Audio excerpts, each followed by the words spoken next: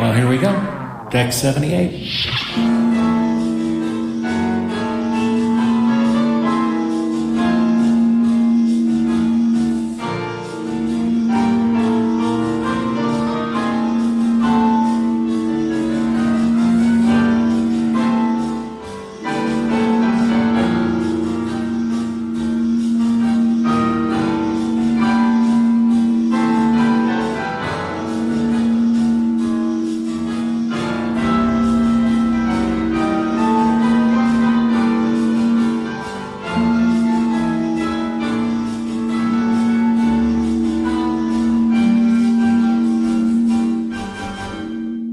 Hey, welcome back to Deck 78. This is Mark A. Altman. I'm here with Daren Dochterman and Ashley Miller as we bring you another panel from our Star Trek Las Vegas Trekspert stage. This is a special one. Could you pass me some of that hot Earl Grey tea over there?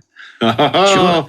And Darren's teeing us up because this is a very special episode moderated by the great Scott MANTZ. It's Patrick Stewart off the bridge and out of uniform.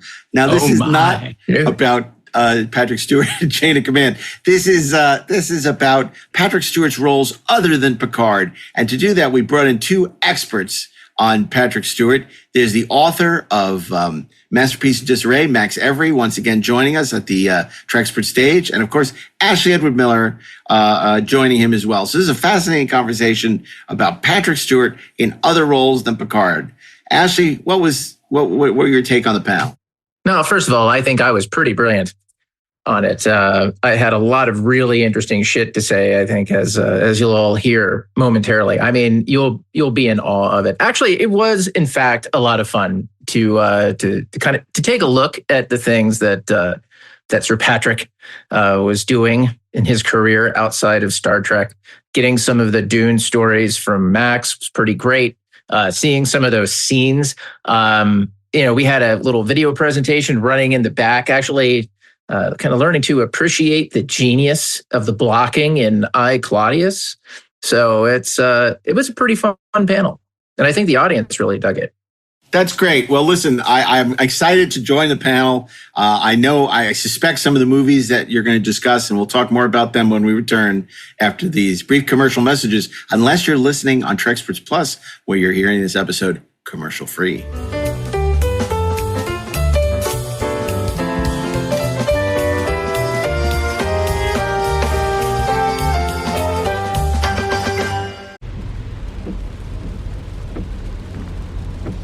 This is the sound of your ride home with Dad after he caught you vaping.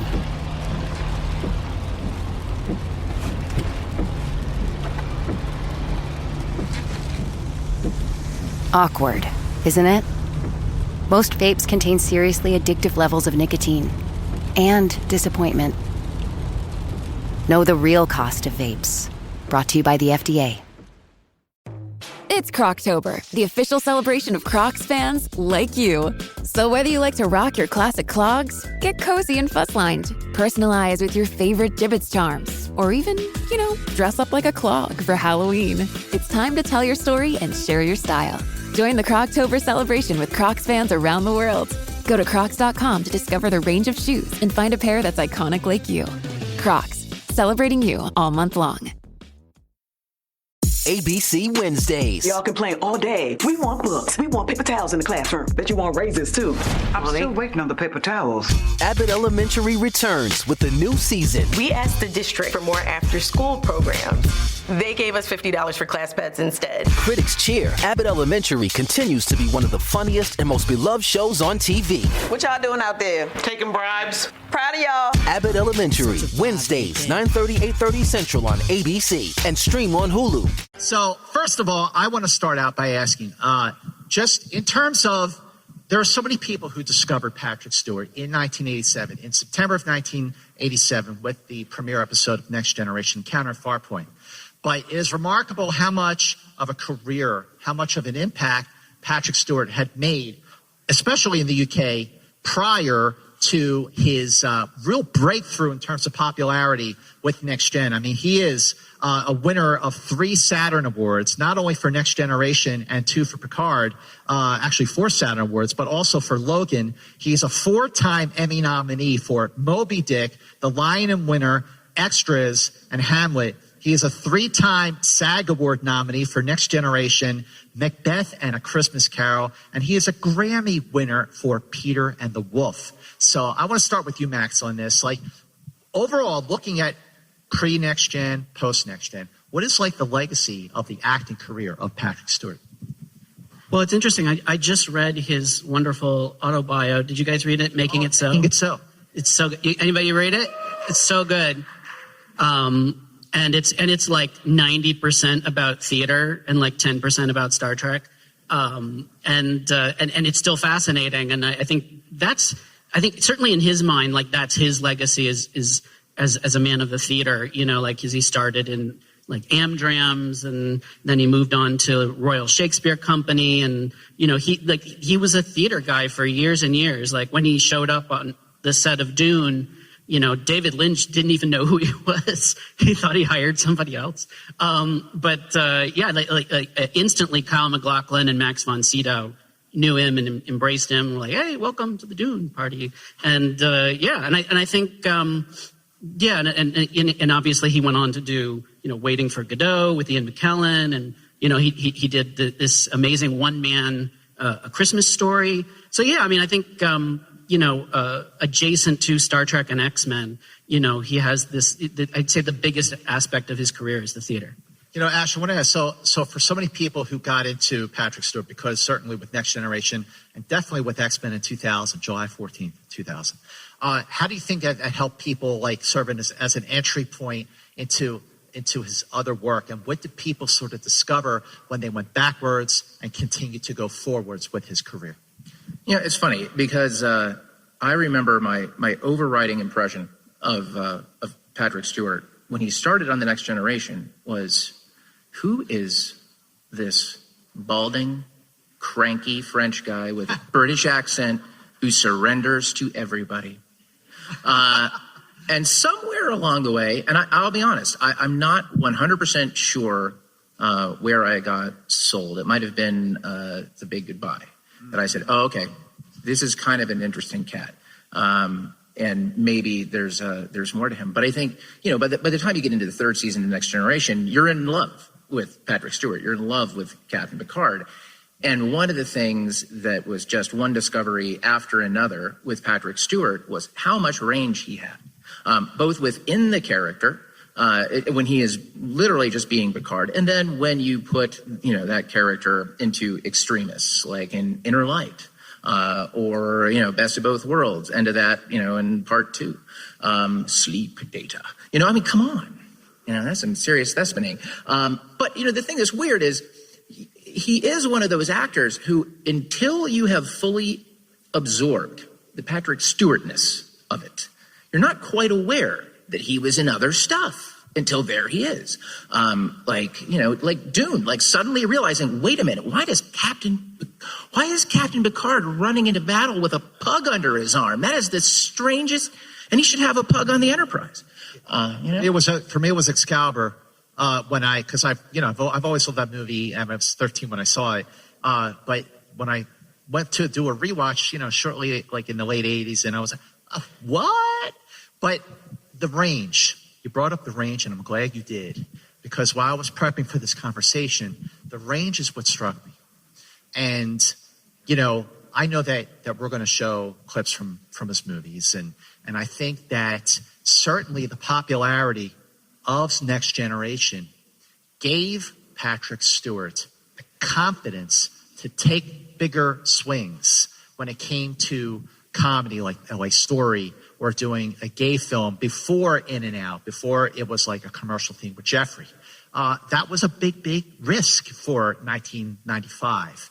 But what was it about the range that you sort of like wrapped your head around while you were prepping for this conversation? You know, this new discoveries for you that you just never really thought about until like you're like, oh, I get to talk about Patrick Stewart's other work.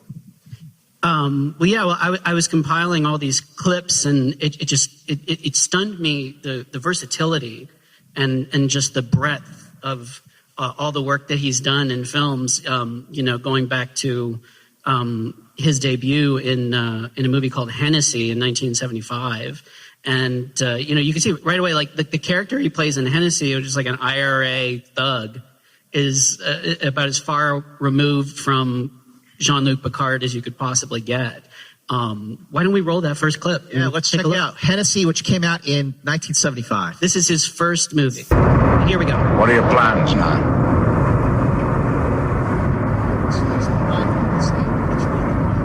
Tobin thinks you got something in mind.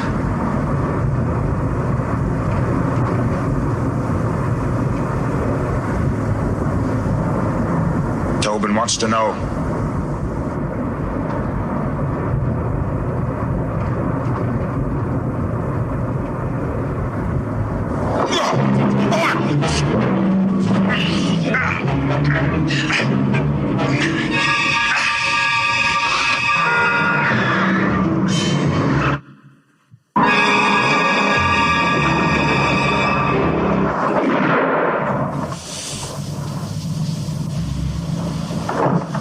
And that's the end of him. What's amazing is he one of his favorite movies growing up was On the Waterfront, in which there's the famous scene in the backseat of a car where Rod Steiger pulls a gun on Marlon Brando, and so he got to pull a gun on his hero, and they got along great too, him and Steiger. Now I'm imagining Brando as Captain Picard. That would be pretty crazy. In terms of going from obviously. We all know that Patrick Stewart is a Shakespearean-trained actor, the stage, the Royal Shakespeare Company. But now we're talking about a feature film. You don't have the crowd to feed off of. You don't have the overly dramatic presentation that you do on live theater. How do you think that Patrick Stewart made the transition once he started doing feature films in the mid-70s? It's interesting. I think one of the things that theater actors, especially people who have trained specifically to be theater actors, they struggle with when they get to camera, and especially when it's features, is they don't always immediately trust that the camera is going to capture the performance, right? That there are just little things that can happen in your face and little things that can happen in your performance that can sell what it is that you're trying to convey, right? Because when you're on the stage, you're back here, and I am projecting out to you guys there in the back, right? I want you to hear, I want you to get from my voice the nature of my performance, because you can't see my face, right? Because you're not going to be able to see, it's not going to be up on a screen. And I think that one of the things that Patrick Stewart did really well was learn how to modulate his performance from the theatrical, the necessarily theatrical, to something that was smaller and more appropriate for a camera.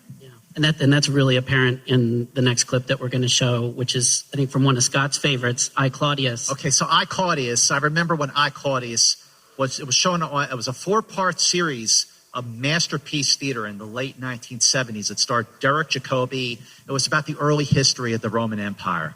So here is, and by the way, I just wanted to say, in regards to Hennessy and I, Claudius, there is a sort of undercurrent of menace to Patrick Stewart's early works that would resurface many, many years later in a very, very big way with a movie and a performance that was a tour de force and very unnerving in Green Room, and we'll get to that.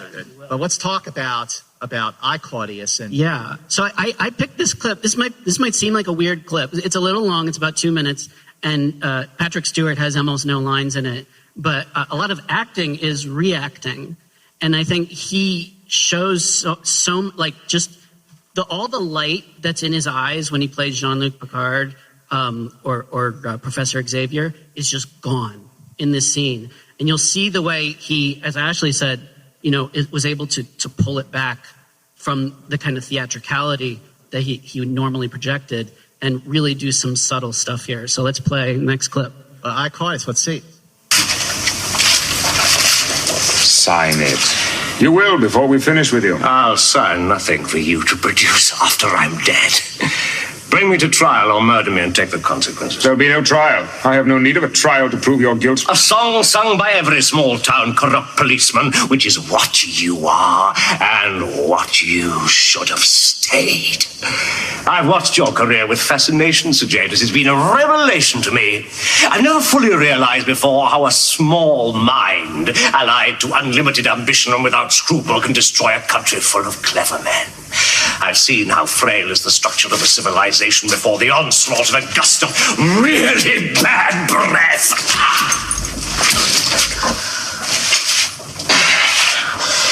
Yes. But I suppose you're not really the destroyer. We must look elsewhere for that. You're merely the putrefaction that spreads after death, the outward and visible sign of its presence.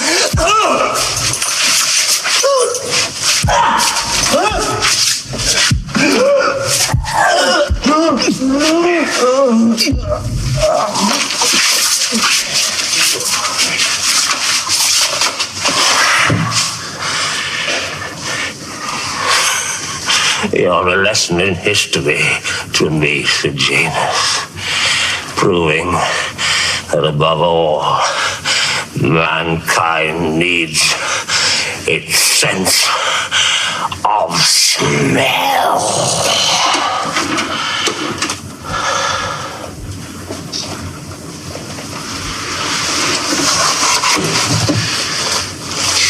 Bring him round. We'll start again.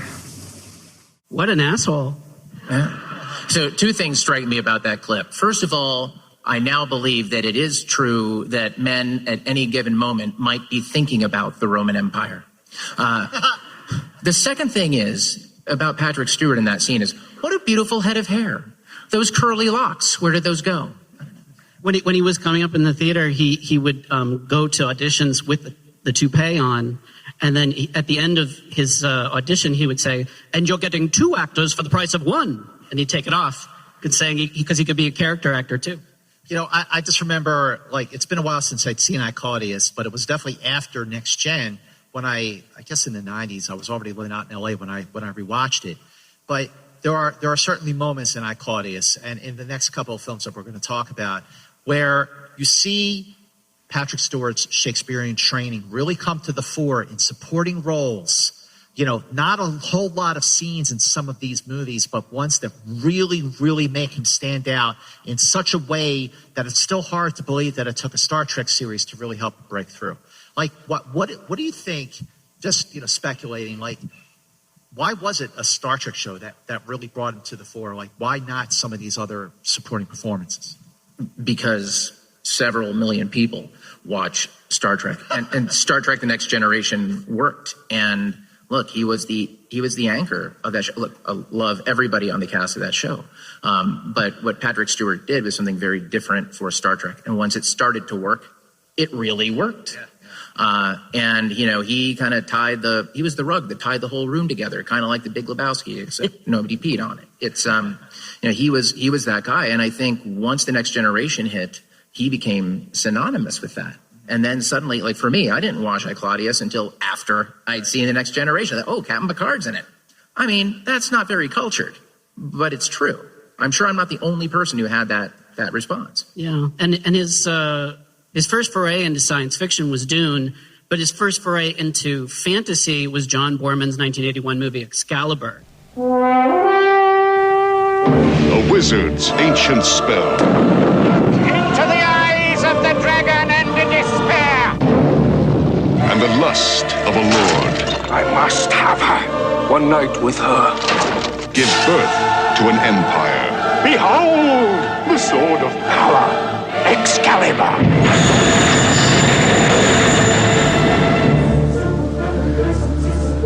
Which is the adaptation of the Arthurian lore in La Morte d'Arthur. And he plays King Leo de Grance, who's the father of Guinevere. And just to make it fun, the clip I chose is from a YouTube thing called You, Me, and the Movies, which is this guy and his wife in Montana talking over movies. So let's take a look at that. Let's take a look at Excalibur.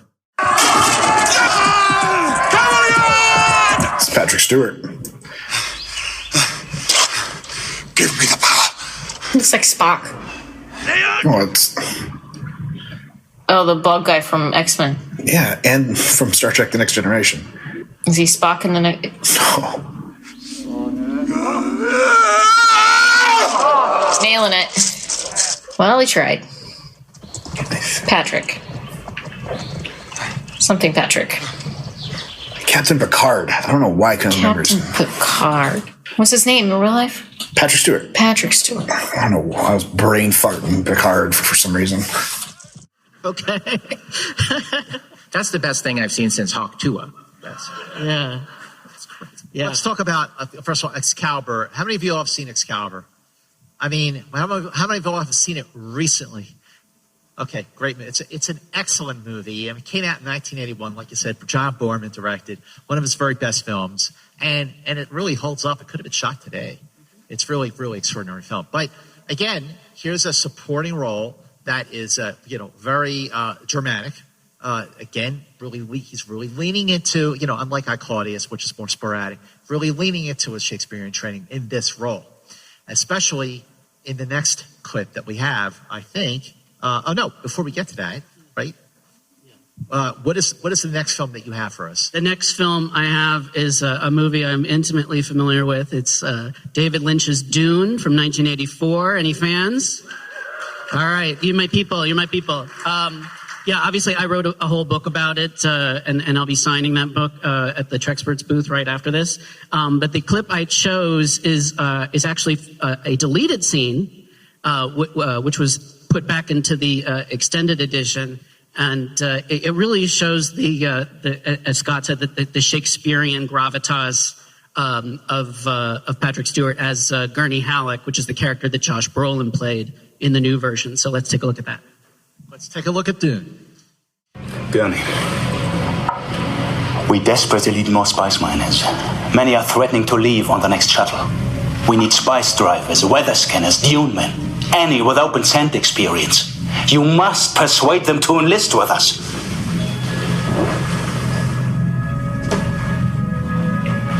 They shall come all for violence. Their faces shall sup up as the east wind. And they will gather the captivity of the Sam. Very moving, Gurney. On your way.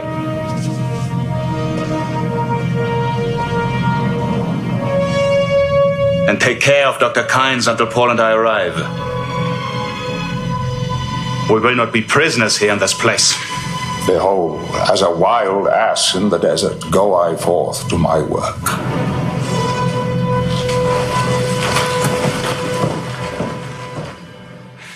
He's going to get some wild ass in the desert. Okay, so in Dune, Patrick Stewart is much more prominent in Dune. And it's, again, still the Shakespearean training, but also you're seeing sort of hints of what we are going to see Patrick Stewart doing for, at least on television, for 7 straight seasons. How do you think maybe the producers of Next Gen, Roddenberry, Rick Berman, whoever, really saw Dune and said, you know what, I think there's something to this guy that he could be our next captain? There's a thing about actors doing genre. Some of them actually really struggle with it, right? It's the reason why forever nobody wanted to do superhero movies. Why it took forever for Marvel to get quote unquote name actors. Not that really matters, but to get name actors to go and do their films, because there is this fear of looking silly. There is this lack of trust in the material. And anytime that an actor gets on stage, gets in front of a camera, it's an act of trust, right? They are trusting the director. They are trusting the producers. They are trusting the audience, because the last thing they want to look like is a fool. And I think that, what Patrick does really well is he surrenders to the material, right? And let's be clear about something. The man's first fantasy movie was Excalibur, directed by John Boorman, who is a maniac. That movie actually couldn't be made today because he would have been canceled on day 3. David Lynch is a maniac. So he goes from maniac to maniac. I mean, Gene Roddenberry must have seemed perfectly boring by the time he got to the sets of The Next Generation. But he's just, you don't see him holding back, which I think is great. Okay, so in your research for the book on Dune, I mean, it's right there in the title. There was a lot. It was a crazy shoot. But what were some of the discoveries, some of the surprises that you learned about Patrick when it came to casting, when it came to shooting the film? Any behind the scenes that could help it shed light on his character? Yeah, Kyle MacLachlan actually, and also Dexter Fletcher kind of set the record straight about the idea that David Lynch cast the wrong actor. Basically, David Lynch went to London to interview Dexter Fletcher to be Paul Atreides, potentially. And they were doing a production of Henry IV, the Royal Shakespeare Company, and Patrick Stewart had this big beard and this long hair, and he was like really built, and you know, and he projected this kind of warrior Henry, and that's the Patrick Stewart that David clocked. And then they hired somebody to play Gurney. That actor showed up too drunk, and so they had to quickly get Patrick Stewart in. And when Patrick Stewart showed up, he's like, you know, Patrick Stewart. He's bald and he's kind of skinny, and David Lynch was like, what? Lynch was a little distant from him throughout the shoot, but they sort of made friends at the end. But somebody who became sort of a lifelong friend to Patrick Stewart was Kyle MacLachlan, who played Paul Atreides. That was also Kyle's first movie. And they went on to do, I think they did some plays together, and they also did a 2005 TV movie of Jules Verne's Mysterious Island, which we're going to see a clip from right now. So I want to ask, just, you know, obviously now we see 2 Dune movies directed by the amazing Denis Villeneuve, one of our very greatest directors. The guy's batting 1,000. Every movie he's done is fantastic. I remember when I saw Dune in 1984, I had the same kind of reaction that I had when I saw Blade Runner in 1982. I didn't get it. It took years for me to get it, and that was before these Dune movies came out. Like, how do you think the 84 movie on its 40th anniversary really has aged well? So look, I think if we're talking about the theatrical cut, it's like I said at Comic-Con, we were talking about this. The 1984 theatrical cut of Dune is a little bit like my 8-year-old twins. Not good, but I love them. But that said, you know, the movie has been, I think that movie has been recut and re-edited more than anything ever, because there are so many things about it that are wonderful that you want to rescue. Once you fall in love with it, or as somebody else said, you know, you hate it the first 12 times you watch it, and then the 13th time you love it.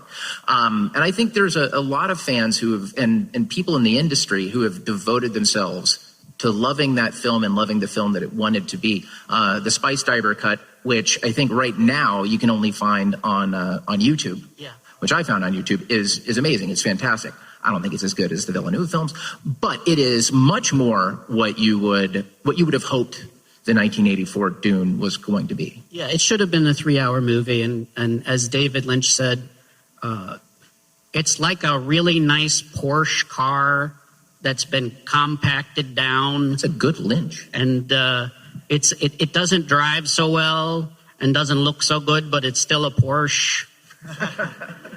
All right, so what's the next movie in the progression of Patrick? Well, just to contrast, I have a clip from Mysterious Island with Patrick reuniting with Paul Atreides. Okay, let's roll it. Mysterious Island. I'm sorry you have lost your friend. Nemo, what are you doing here? I needed to come. If only for Joseph's sake. Where's Joseph, Captain? Also dead. I'm afraid. A victim of the pirates. I'm sorry to hear that. He was a good man. And it is because of him that I've come to help you. Help us? It's the volcano. I have sensors placed in all the critical areas. All the indications are there will be a massive eruption. How massive? This island and everything that is on it could be destroyed.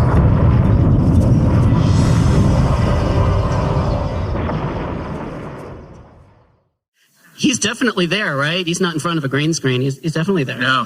So that was 2005. Yeah. You know, one thing I see, especially after the next gen movies and after the first couple X-Men films, is by the, as the 21st century continued to progress, Patrick Stewart became sort of like this elder statesman of actors who, no matter how much he showed up in a film or a TV series or a TV movie, he just really made it count. You know what I mean? And I think that was obvious here for Mysterious Island as well. Yeah, I felt like a lost holodeck episode. That's perfect. All right. Okay, so what's the next film you have? It's a little movie called Life Force. Any fans? Yeah, Come on, that's about right. Any Matilda May fans? Yeah, there we go. Life Force is an insane movie made by crazy people in 1985. It's a continuation of Patrick Stewart's slow burgeoning into being a sci-fi icon. And working for Maniacs. Toby Hooper in this case. And I can't even begin to describe the plot. And it's actually funnier if you've never seen it when you watch this clip. This is a clip of Patrick Stewart's first on-screen kiss. Okay, let's roll it. And Life Force. Life Force. Da-da-da-da. Touch me, guys. Let me go. Let me go. Let me go. Let me go. Let me go. Let me go. Let me go. Let me go.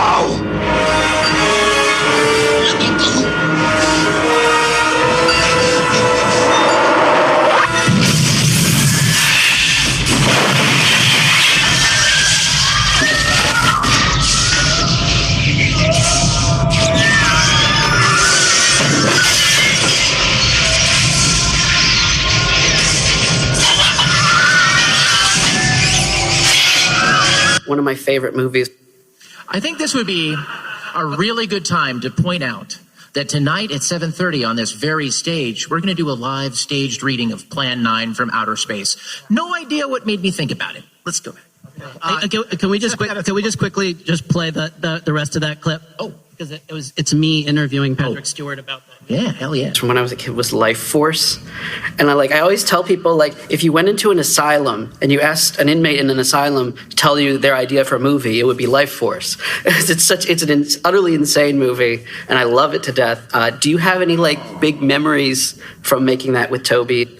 I have many memories of making that, and thank you for bringing it up because it has rather disappeared into the sands of time, Life Force. Yes, I remember the first time I met Toby Hooper for the role. He was already directing the movie, and I was sat on the set for an hour waiting until he could spare some time. And finally, somebody said, "You've got to see Patrick." So he came over and he had a cigar in his hand, which wasn't lit, and he put the cigar in his mouth and crossed his hands, and he looked me up and down and he said, "Yeah, okay, you'll do," and then went back to directing the movie. And at that time, I was just very happy to have the work, believe me. Yeah. And that was characteristic of the band throughout the whole experience. Thank you for mentioning Life Force. Yeah, I love it. It was originally called Vampires from Outer Space. I know. And you got to kiss Steve Railsback. How awesome is that? My first on-screen kiss. Lucky man. I was indeed very lucky. Thank you, Steve. Thank you so much. And thank you. All right, so a couple things to say about this. First of all, nicely done. I'm pretty sure you were the only person during that press junket that day who asked about Life Force. Definitely. Okay, second, I was at that junket. That was in New York. That's right. It was in early 2017. So the other thing is at that junket when I interviewed Patrick Stewart, so this is early 2017, and I had asked him about, would he ever play, Jean-Luc Picard again? And, this is about a year before he appeared here in Las Vegas and made the announcement that Jean-Luc Picard is back. And his answer was it was not a convincing no. All right. But anyway, that was awesome. So thank you for bringing that. All right. And also, there's a slight addendum. I couldn't help myself.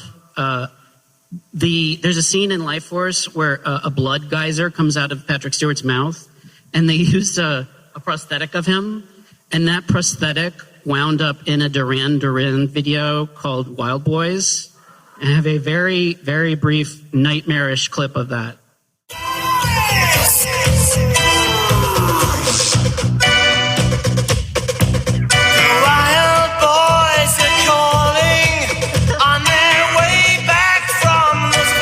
I saw these guys in concert, and it was awesome.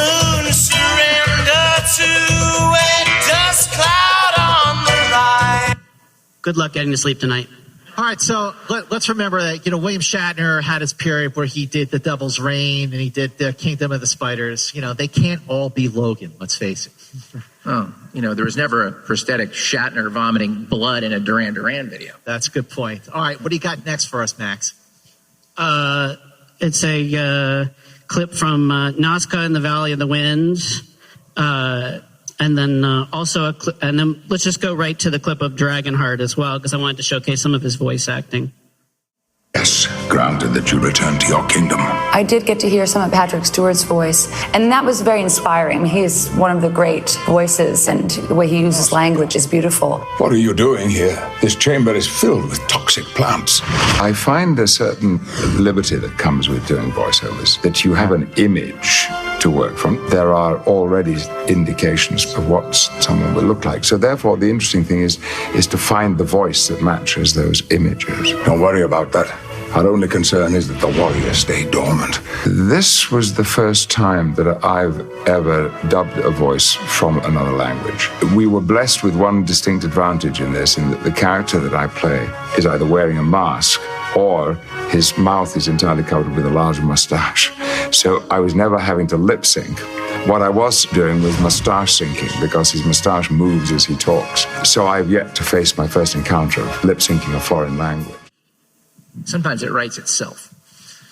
Yeah, we don't have to see the Dragonheart clip either, but the Dragonheart clip is interesting because he actually voiced the Dragonheart dragon before Sean Connery in a test that they shot in 1992 with Clive Owen instead of Dennis Quaid.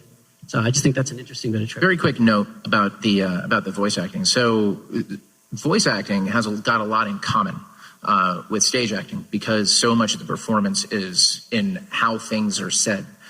So it's just fascinating, like anything that he does like that, when he actually does voice acting, and just sort of hearing that stage experience come into play. So in 1991, I remember I just moved to LA, and I saw the movie LA Story, which is hilarious.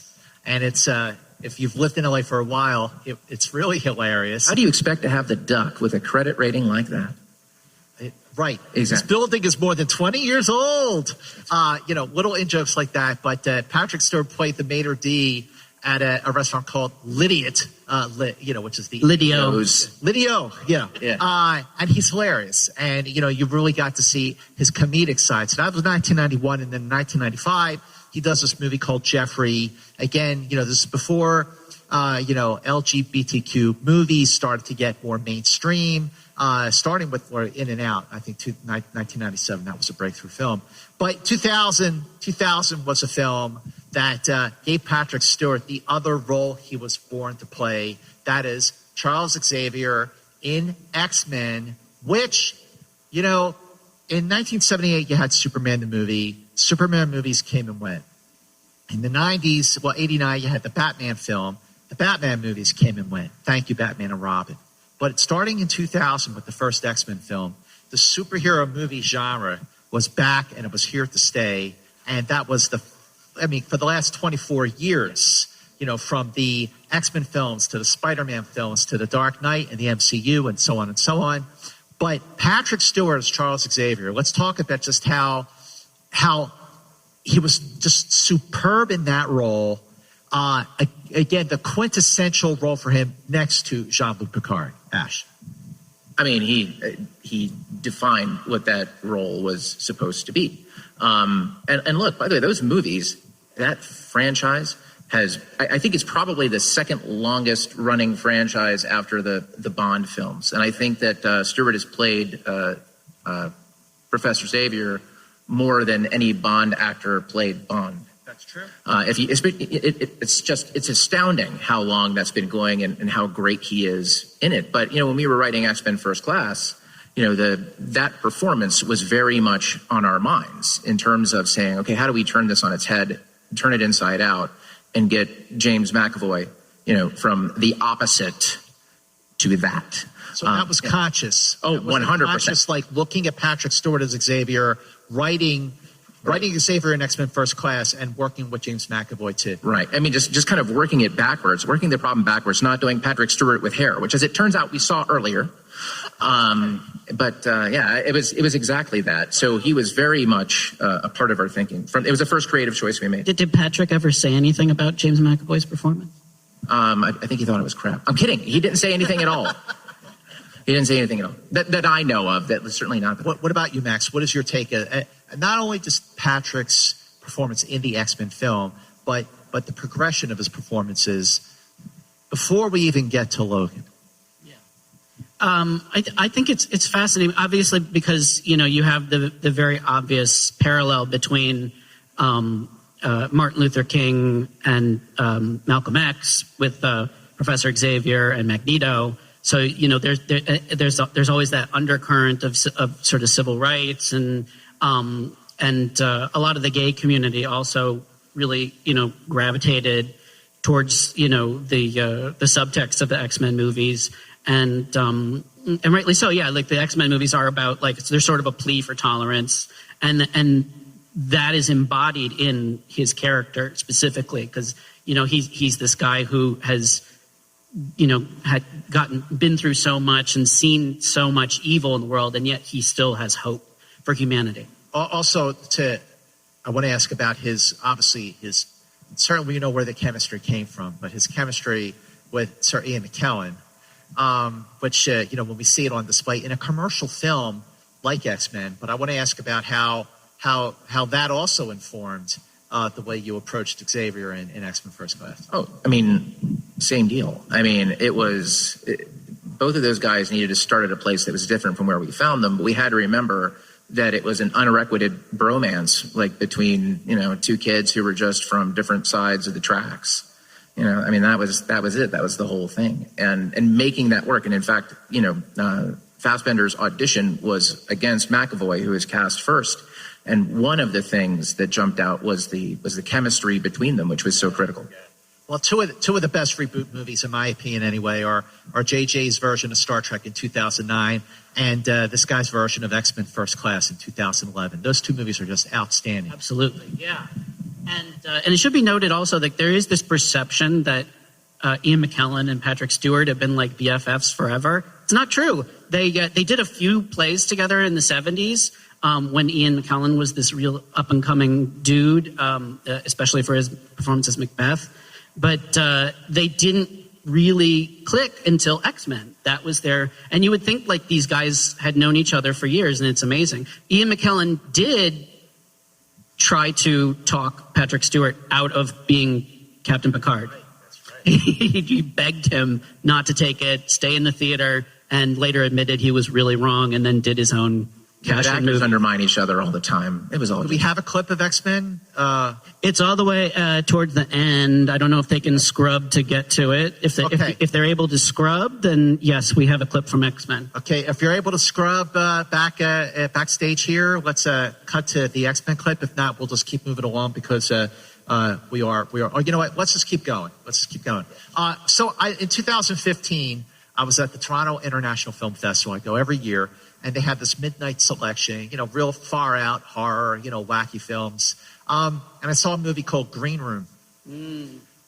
Patrick Stewart is in Green Room. And so is, by the way, Anton Yelchin. So you have Picard and Chekhov in a movie together. Anton Yelchin. What a performance from Patrick Stewart in Green Room. It's terrifying. Unnerving. Talk to me, Max. Talk to me about Patrick Stewart in Green Room. It's probably the darkest character he's ever played. I saw an interview of him where he said the script scared the shit out of him. He literally had to take a shot of bourbon in the middle of reading it. And he's he's a neo-Nazi And he's just completely brutal, completely soulless, piece of crap. I think he also has an American accent, right? Yeah. A really good one, and he doesn't always have a good American accent, but in this one he was fantastic, and I think it's maybe his best performance in a movie. Yeah, it's certainly up there, top 3. What about you, Ash? Oh yeah, I mean he totally disappears into that role. You never feel like you're watching Captain Picard torture a band, which would be a crazy movie. I would absolutely watch it, but that's not what Green Room is. It's pretty great. So he's really well directed in that film.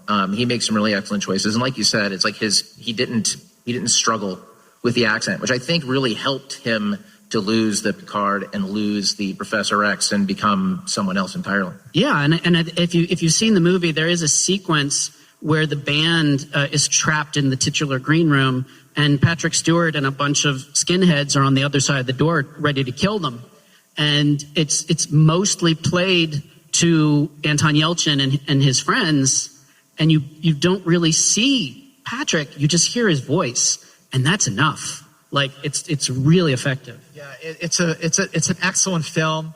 It's a disturbing film, but it's an excellent film if you're ready to watch something like that. Definitely not for kids. But it's a feel-good movie if you like watching Nazi die. 2015. You're quoted on the Blu-ray, aren't you, for that? So you talk about Patrick Stewart's best performances. So I remember when I saw Logan, and James Mangold, who directed the film, he's an excellent director. He did Walk the Line, 3:10 to Yuma. He can do anything, really. He did the Bob Dylan movie that's coming out with Timothée Chalamet at the end of the year, No Direction Home. But what I was unprepared for was the depth.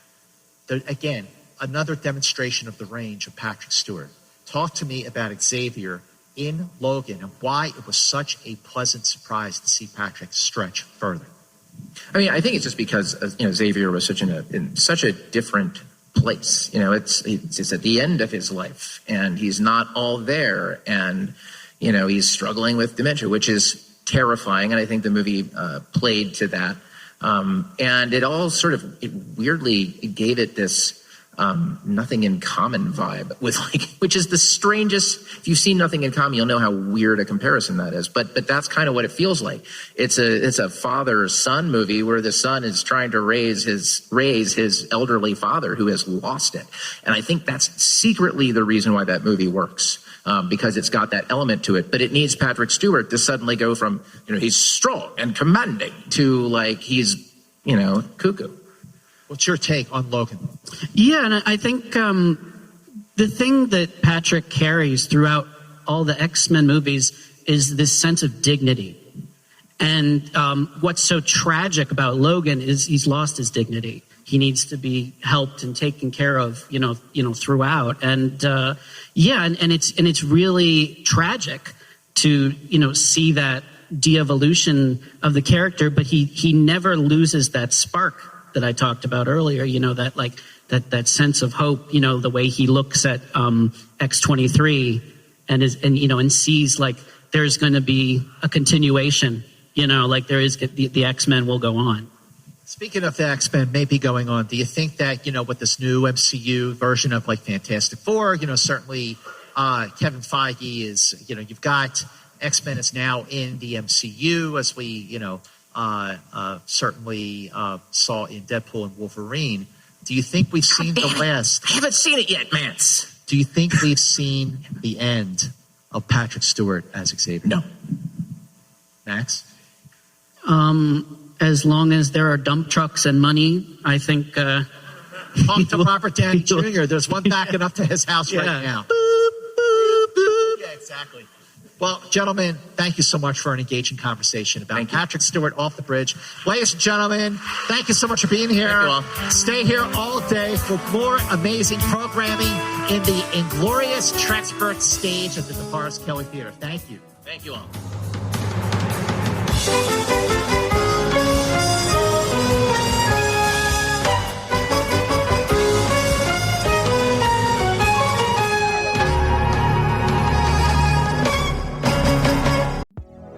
You know when you read reached that age where everyone and their mother won't shut up about their credit scores, yet it seems like no one really understands what's so special about those 3 random numbers? That's because credit scores are meaningless, unless you have Credit Karma to show you how to use them. We use those 3 random numbers plus your financial profile to help you find your next opportunity, like a more rewarding credit card, a game plan that helps you pay down debt faster, or a personal loan to help you save more on interest payments each month. Cha-ching! Download Intuit Credit Karma today to get started. Ryan Reynolds here for, I guess, my 100th Mint commercial.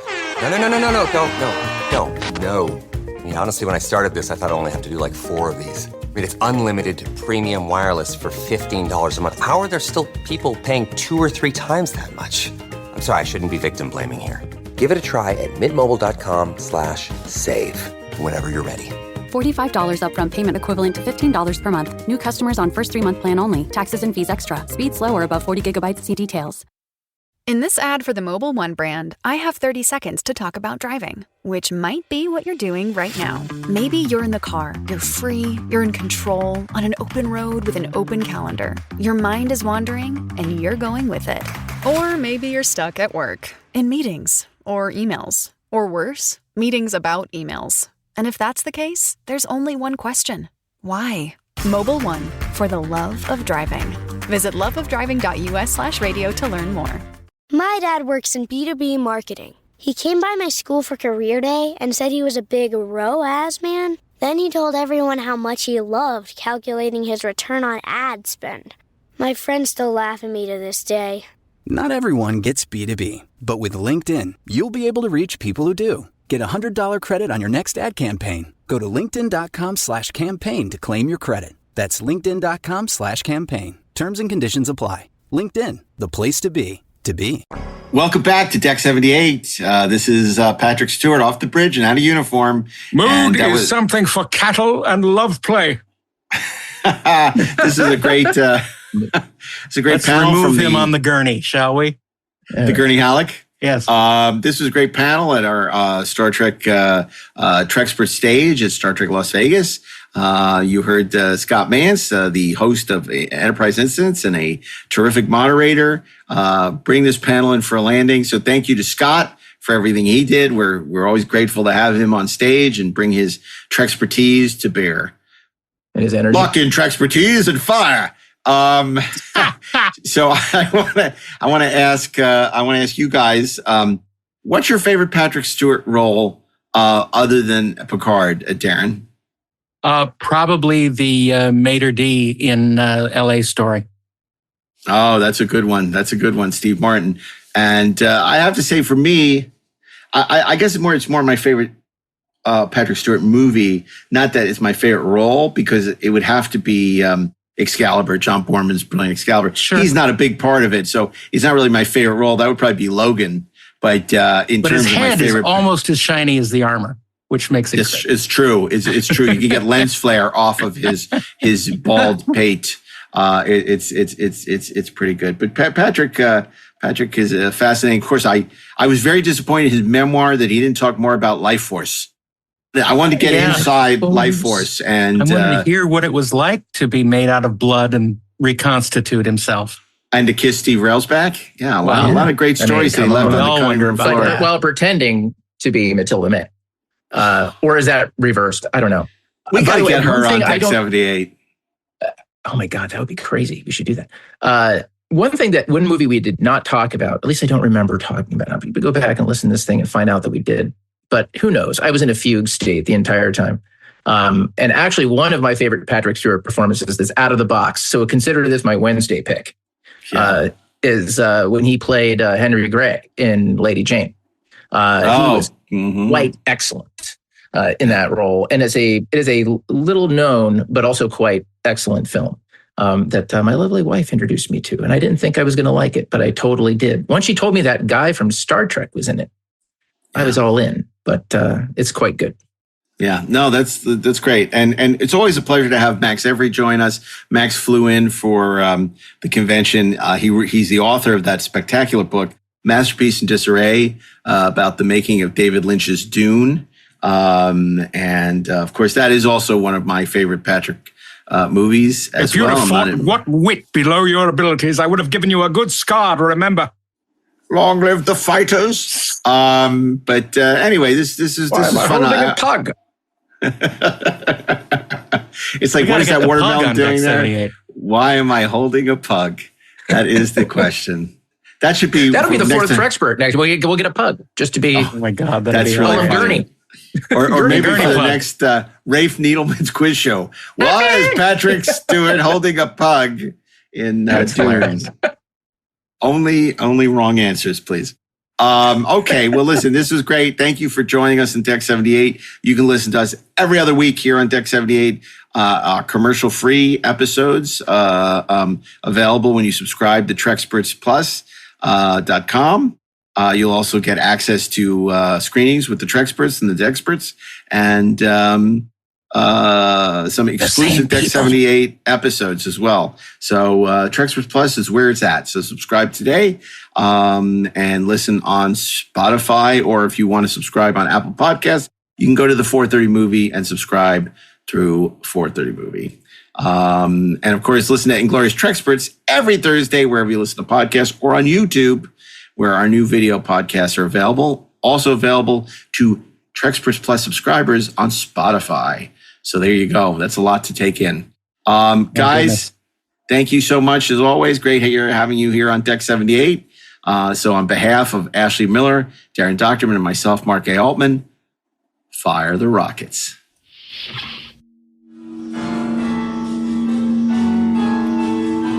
Deck 78 is an exclusive podcast from Treksperts Plus.